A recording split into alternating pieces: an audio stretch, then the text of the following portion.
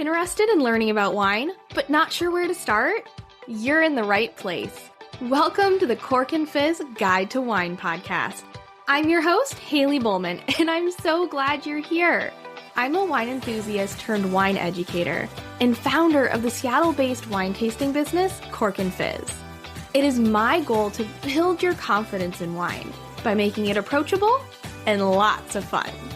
You can expect to learn everything from how to describe your favorite wine to what to pair with dinner tonight, and so much more. Whether you're a casual wine sipper or a total cork dork like myself, this podcast is for you. So grab yourself a glass and let's dive in.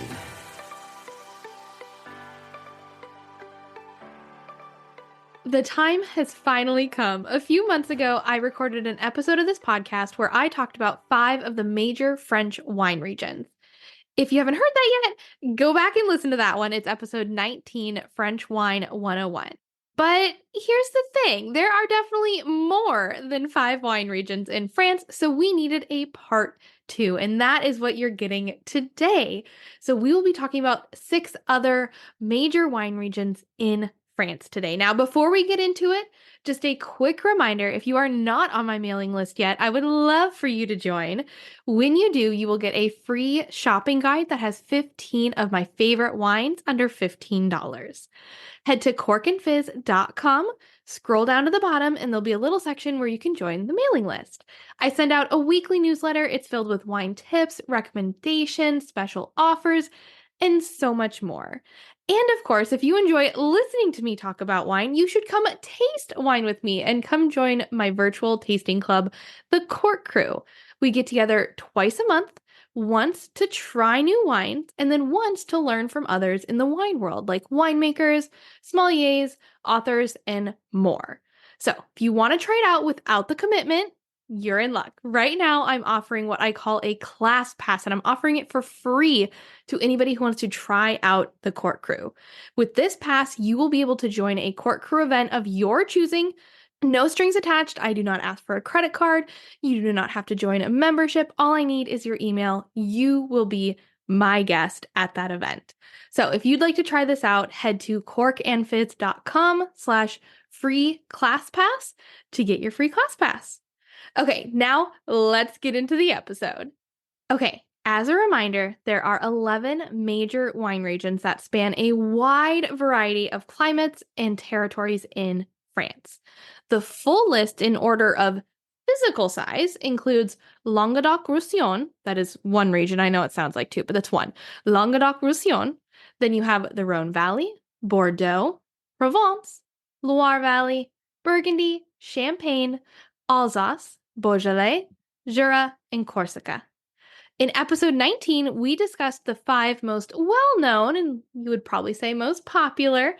Those were Bordeaux, Burgundy, Champagne, Loire Valley, and Rhone Valley. So if you want to learn more about those, go head back to episode 19, French Wine 101.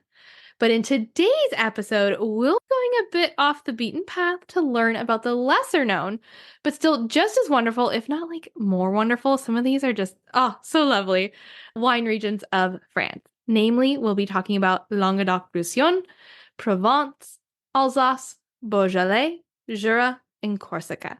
I know it sounds like a lot, but stick with me. I'm just going to be talking over the basics and giving you a good idea of what you can expect from these regions. Now, I talked about this a little bit in the last episode, but I want to hit on it again. One of the most important things to keep in mind when you are learning about and buying French wine is that most French wines are labeled by region or what we call appellation. And this region tells you what to expect in the wine. So unlike in the US, where you can grow any grape anywhere and still put the region on the bottle, in France, each appellation, again, just a fancy word for region, has a set of rules, and those rules dictate what grapes are inside of the bottle. So when you look at a label, one of the first things you should pay attention to is the name of the region where the wine is from. I'll be spending a lot of time in today's podcast going over what major wine grape varieties are produced in each wine region of France, so then you can know when you see a certain region what to expect. And again, last time I'm going to reference the other episode, but if you want a rundown of the French wine classification system, which is just kind of an extension off of what we were just talking about with the regions and the appellations, go ahead to episode 19. It's good to know, but it's not worth going over again in this episode. We already talked about that. So we are going to dive into our first region, and we're going to get the big one out of the way first. We're talking about Languedoc-Roussillon. So this is a massive region. I mean, like, I shouldn't say like massive as in like, it's massive for France, okay? Keep that in mind. It goes from the Pyrenees in the southwest to Provence in the east. And I should say it's located in the south of France. It is 535,000 acres. So again, that is huge for France. Fun fact, this was actually two separate provinces once before. I know, surprising, right? Like the name is two different things. Why would we think? Yeah, okay. It used to be Languedoc was one separate region and Roussillon was another. Roussillon actually belonged to Catalonia until mid-1600s, which if that doesn't sound familiar, Catalonia is actually a Spanish territory, I think I want to say. They're kind of like their own independent region, but they're now kind of formed into Spain. It's where you'd find Barcelona. So Roussillon belonged to Catalonia until the mid-1600s. They joined Languedoc administratively in the 1980s, essentially to streamline management of politics and economies. Now, some people still think this region should be divided into two, as the history, culture, and wines of each Languedoc and Roussillon evolved on separate tracks. But a lot of times you're going to see them put together. So I am going to talk about these. I'm actually going to kind of separate them, Languedoc and Roussillon, while I'm talking about them, mainly because, again, they produce different styles of wine, but you can still consider these as one big region, the Languedoc-Roussillon. So 28% of French wine is made in this Languedoc-Roussillon region. Now, most of it is in the Languedoc half.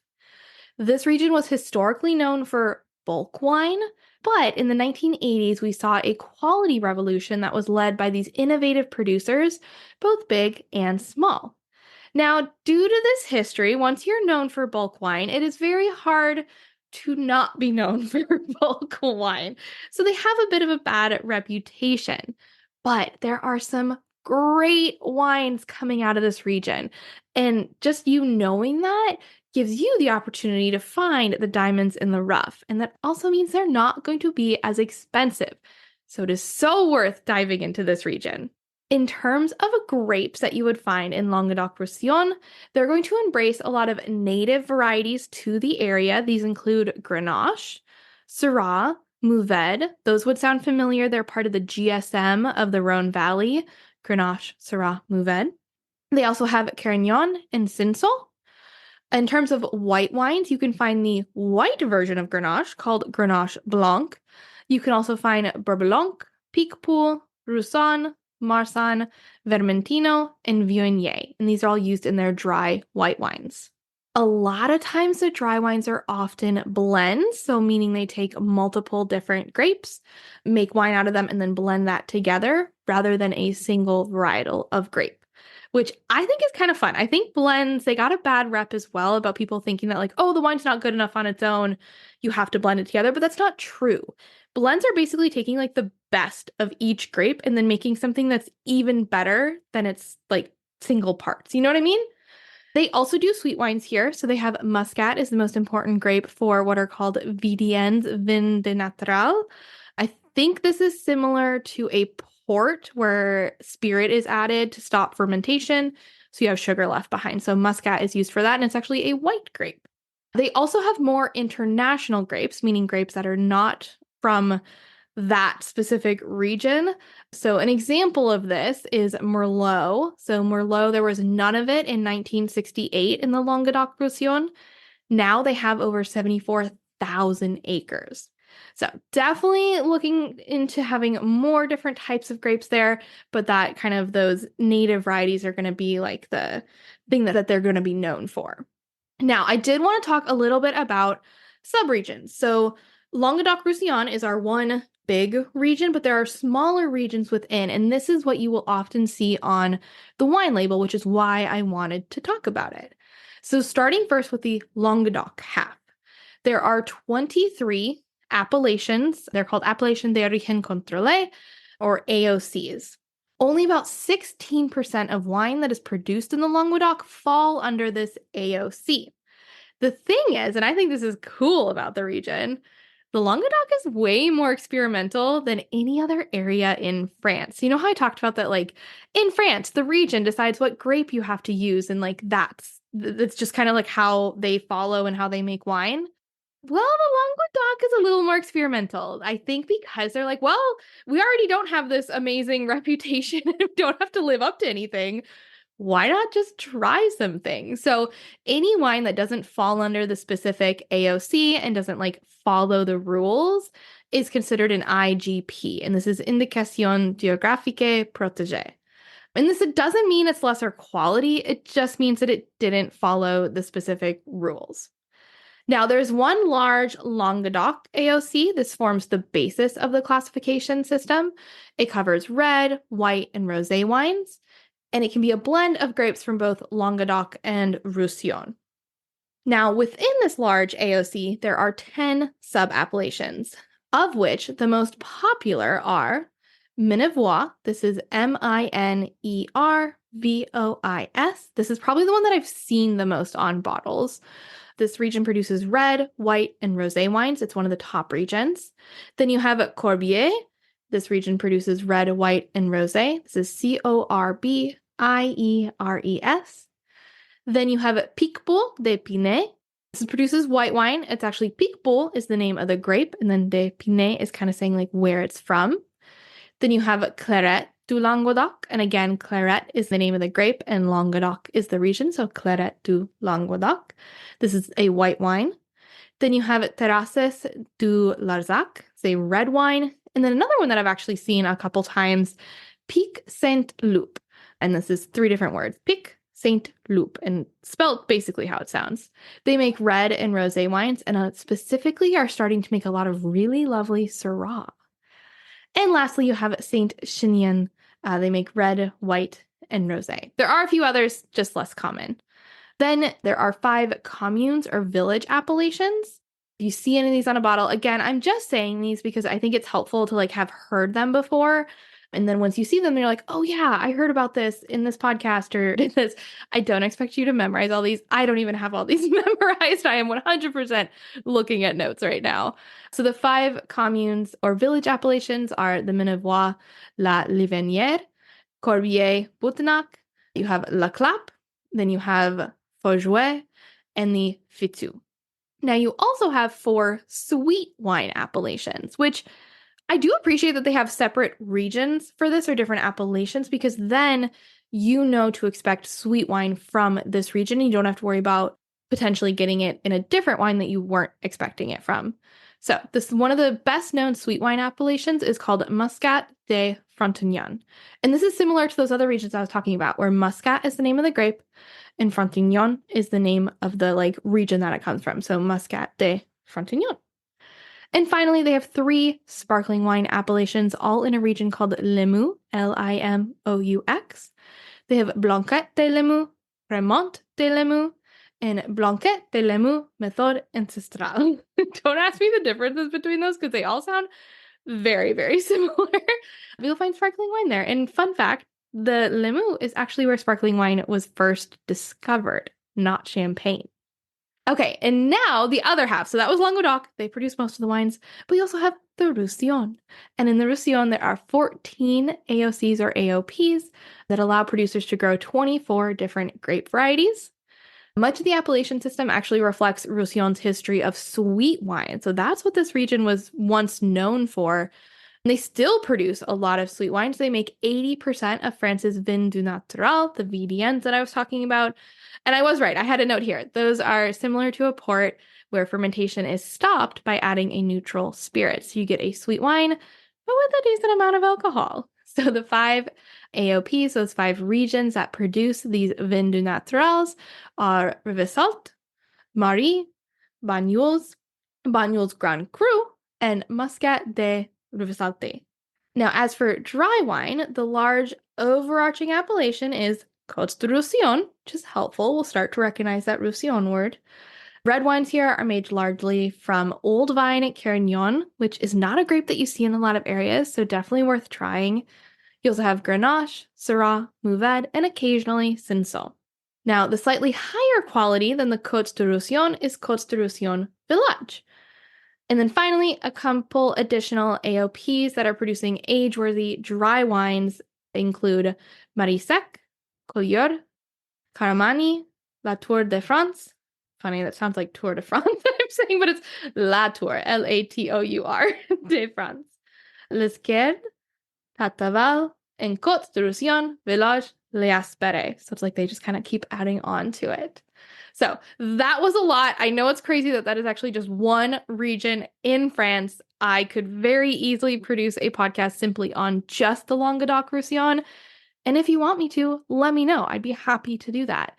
But definitely be on the lookout for some tasty wines from that region. It is not just bulk wine nowadays. It is good quality, very interesting and unique wines. But now it's time to head to our next region. So now we are going to go to Provence. So this is also located in the south of France and it's just east of Languedoc-Roussillon. This is one of the only regions in the world that makes almost entirely only. I feel like I probably didn't need all those words, but they make mostly rosé. 88% of Provence wine production is dedicated to rosé. And fun fact, Provence is actually France's oldest winemaking region.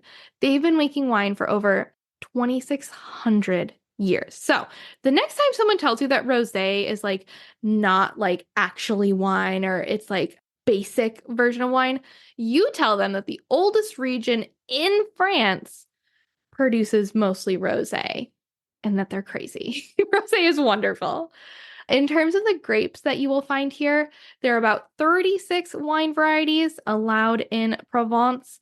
In terms of white grapes, you could find Rolle. I think I don't pronounce. There's two L's, Rolle, Rolle. If I'm remembering French, I should not pronounce those. But this is also called Vermentino in Italy. Then you have Ugni Blanc, also called Trebbiano in Italy, Bourbon, Claret, Marsanne, Roussanne, and Grenache Blanc. Those probably sound familiar because many of those are the same grapes that we actually found in the Languedoc-Roussillon. Makes sense, they're right next to each other. In terms of red grapes, same kind of deal.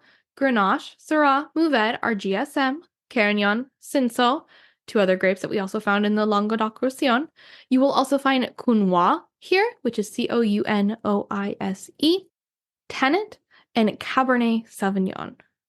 Now, in terms of subregions, I kind of broke these down into what they primarily produce. So starting with mostly rosé, just a lot of them. Your biggest one is going to be Côtes de Provence. This is the biggest producer. They make about 75% of production, 89% of which is rosé. Then you have Coteaux d'Ail in Provence. I'm probably not saying that right. I did study up on the French, but I'm still learning it. So this is Coteaux, which is Coteaux. And then d'Ail, that I'm guessing, it may be Dash, is D''AIX. I honestly don't know if I've ever seen this on a bottle, but I'm definitely going to be on the lookout now because I'm kind of curious. So it's Coteaux d'Ail in Provence. This is usually a blend of Grenache, Mourvèdre, Cinsault, Syrah, and Counoise, but they can also use Cabernet Sauvignon. And then finally, our last like big rosé region is Coteaux Varois de Provence. And again, that's that Coteaux followed by Varois. That's Varois de Provence.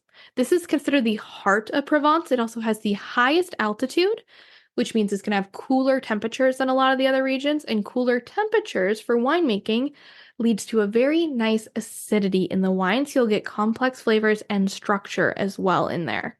Now, in terms of red wine, so like I said, they mostly produce rosé, but they do produce some red and white.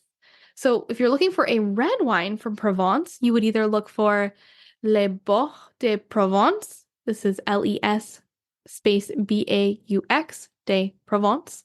This is the, we just talked about the coolest area. This is the toastiest part of Provence. It's actually nicknamed the Valley of Hell. It's perfect for biodynamic and organic viticulture. They get very little rain, and it's hard for any of those pests to like survive the hot temperatures, but it's also hard for the wine. They produce mostly red wines. You'll see Grenache, Syrah, Cinsault, and Cabernet Sauvignon here. The other region, which you may have heard of and might be surprised that it's in Provence, is Bandol.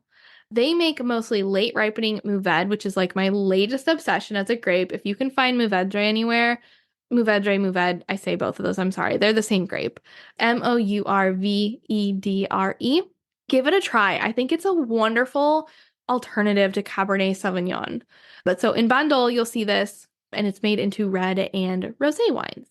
In terms of white wines, the one region to look for here in Provence is Cassis, Cassis. They produce Marsanne and Claret. These are wines with intense aromas of citrus, peach, honey, and dried herbs. Sounds wonderful. I also don't think I've tried one of these before, so I will have to be on the lookout for it. And then a couple other AOCs you might find on a bottle: Palette, Belle, and Pierre Vert. So just keep an eye on those. They make red, white, and rosé wine, so they didn't really fit into any of my categories. But that is Provence. And again, Provence, mostly known for rosé. They are lovely, but there's a lot of rosé made here, so be sure to try lots of different producers. Do you ever feel like you're stuck in a rut, doing the same old thing day in and day out? You wake up, go to work, come home, go to bed, and repeat. When life gets busy, it can be easy to fall into that routine and forget how important it is to prioritize joy and fun. But what if I told you there was a way to break out of that cycle? A way to bring more excitement and adventure into your life. And it involves one of the most wonderful things in the world: wine. Introducing my Cork Crew Virtual Tasting Club. This is not your ordinary wine club. This is a community of people who are passionate about exploring new flavors, learning about different wine styles, and having fun along the way. Each month, we'll select 2 styles of wine to focus on.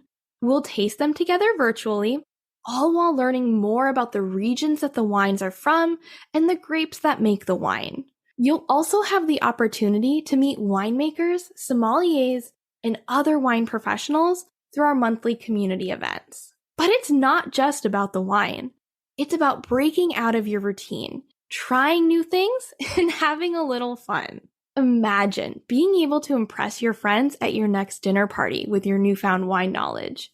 Feeling confident when you walk into a wine shop, knowing exactly what to look for and what you'll enjoy.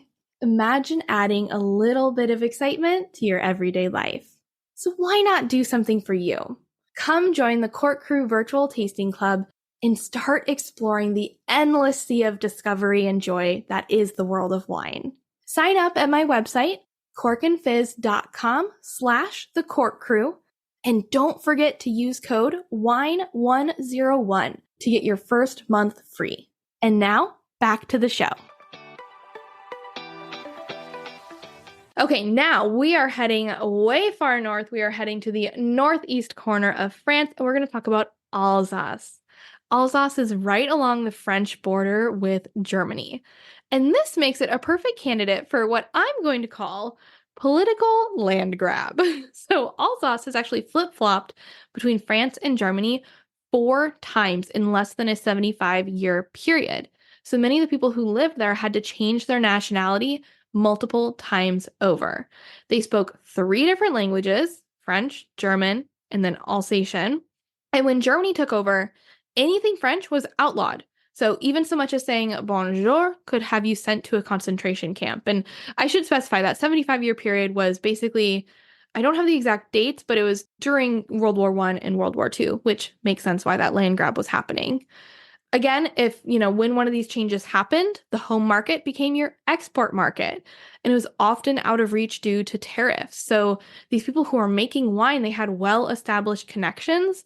They were no longer available when this would happen, so they had to win over the new market, and that was very challenging to do. Now, because of all this, and because of all this struggle that they went through and the back and forth, Alsatians essentially have their own unique culture. It's part French, part German, and entirely Alsatian. So I think it's just such a cool, unique region that it just, it has a combination of multiple different areas and then does its own thing. So, in terms of wine styles, unlike many regions in France, Alsace produces majority white wine. And by majority, I mean over 90%.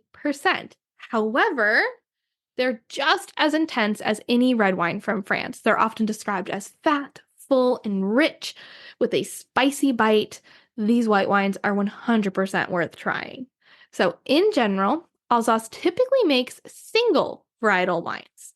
Again, varietal is just another name for a grape, so a single varietal wine is made with just a single kind of grape.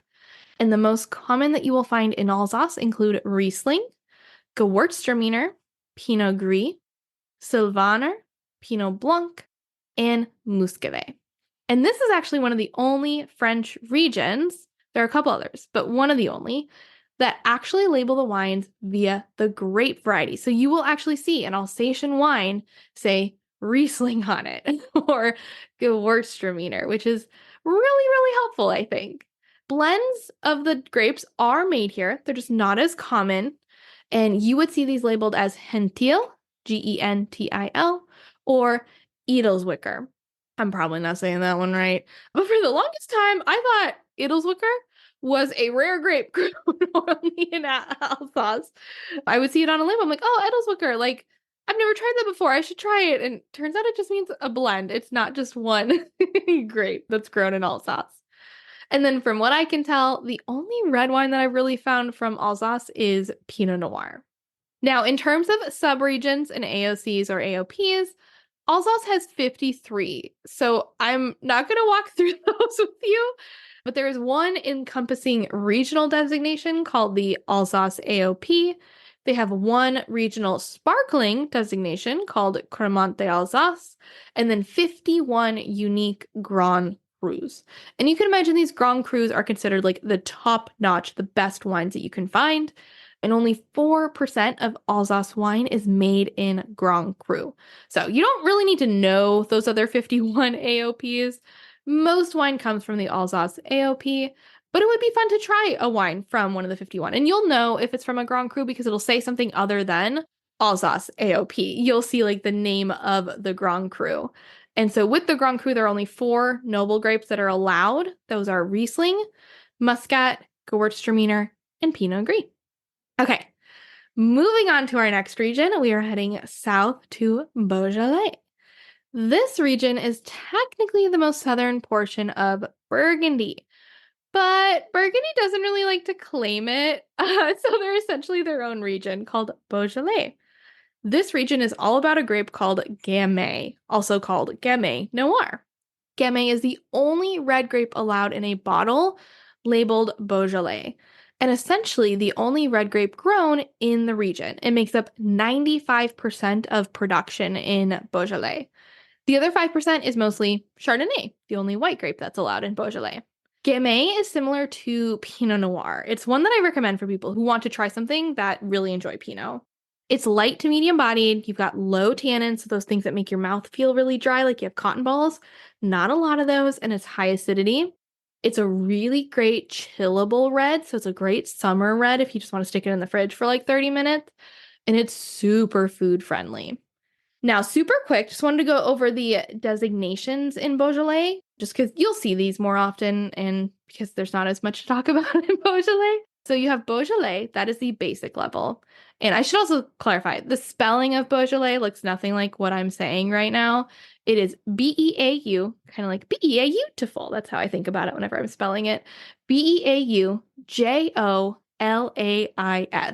Beaujolais. It was very funny. My husband was watching me type something out the other day and I was writing Beaujolais and he's like, I could not spell that for the life of me on my own. And normally I'm terrible at spelling, but luckily I've spelled Beaujolais enough now that I know it. But anyway, looks nothing like what I'm saying.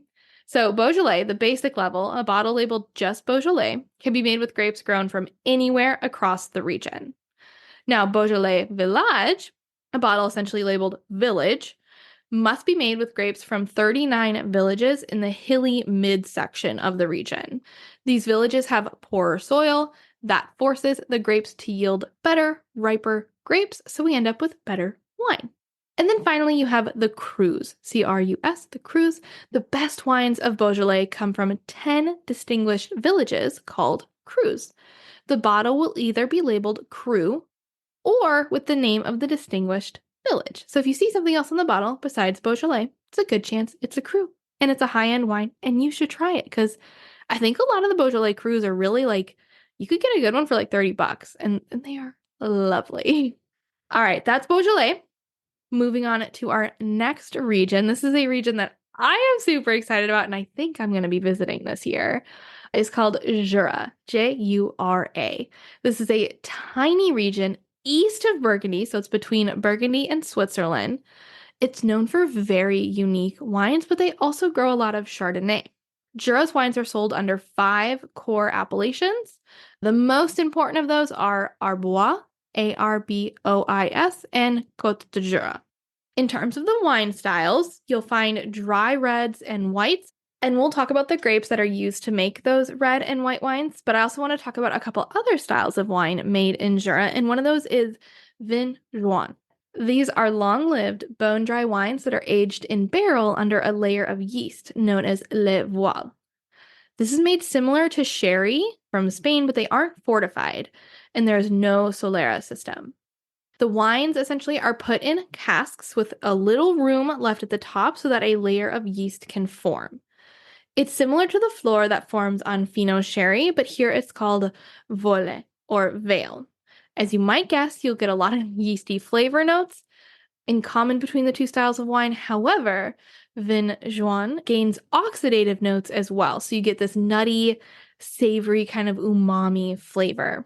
These vin jaune are made under the Arbois, so Arbois title, also L'Étoile and Côte de Jura. They have a separate appellation that is just for the best vin jaune, and this is called a Chateau Chalon, and this you'll only find that vin jaune here. So we have dry red and white wines that are made in Jura. You have the vin jaune, which is a very unique style of white wine that is aged under a layer of yeast. You also have sweet wines, and these sweet wines are usually made from dried grapes. This is called vin de paille. It is made in the same regions as above, so the Arbois, L'Étoile, Côte de Jura, but is not made in that Chateau Chalon. Chateau Chalon is only for the vin jaune. And then finally, you also have sparkling wine. Now, for those dry red and white wines, the reds are often made with 3 grapes. Pulsard. This is a really pretty aromatic flavored wine. You get cherries, berries, herbs, and white pepper. Then you have Trousseau. This is a spiced, peppery, red fruited wine. And then their other one is Pinot Noir, which you're likely more familiar with. In terms of white, you have Sauvignon. And this is responsible for the vin jaune, again, that I talked about earlier. The vin jaune actually means yellow wine. And then Sauvignon also produces unique dry wines, lots of nutty flavors. This is actually one of my favorite wines, and one that if I ever see Sauvignon on a menu, I have to try it because it's just so different and unique. And then their other white wine that they make is Chardonnay. All right, moving on. I think we've made it to our last region. So at least our last major region. There are so many other regions in France that I have not talked about. But our last one is Corsica. Now, this is a small Mediterranean island. It is located between the southeast coast of Provence and the west coast of Tuscany. And although it is closer to Italy, Corsica has been under French rule since 1769.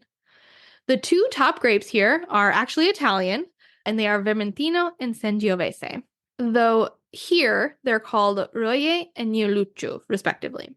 They grow a huge array of grapes beyond these. This includes Pinot Noir, Tempranillo, Barbarossa, which you're probably hearing like Pinot Noir is like a very French grape. Tempranillo is a Spanish grape, and the Barbarossa, I think, is an Italian grape, plus nearly 30 more. It's just such an array of grape varieties that you wouldn't really find anywhere else, especially in the Old World, aka Europe.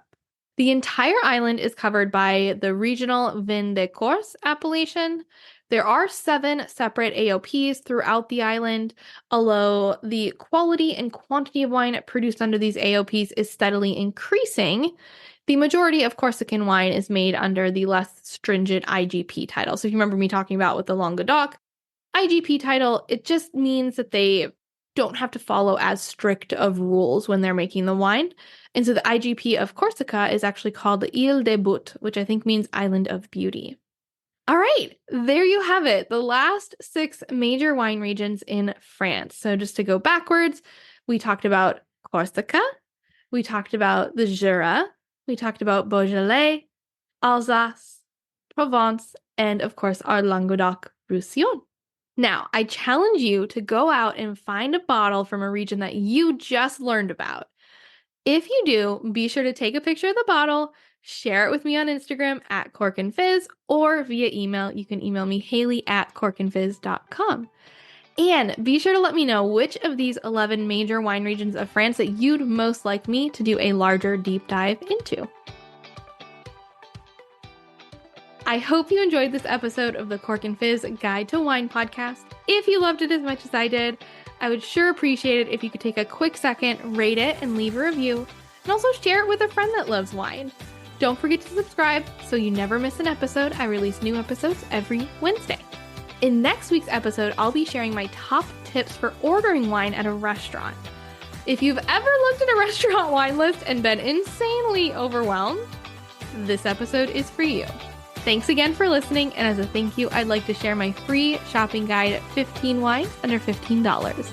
Simply head to my website, corkandfizz.com, scroll down to the bottom, and join the mailing list. Cheers!